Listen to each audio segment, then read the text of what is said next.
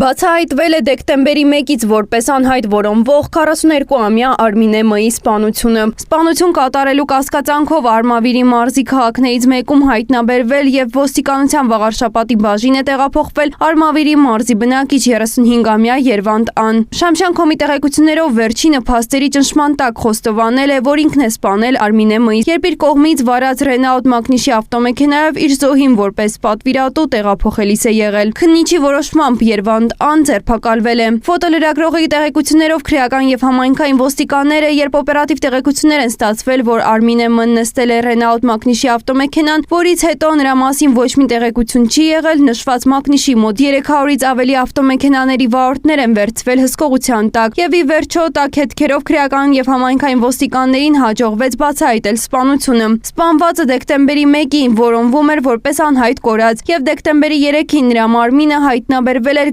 Գրիբայեդով բնակավայրի Դաշտամիջյան հատվածում մարմնական վնասվածքներով։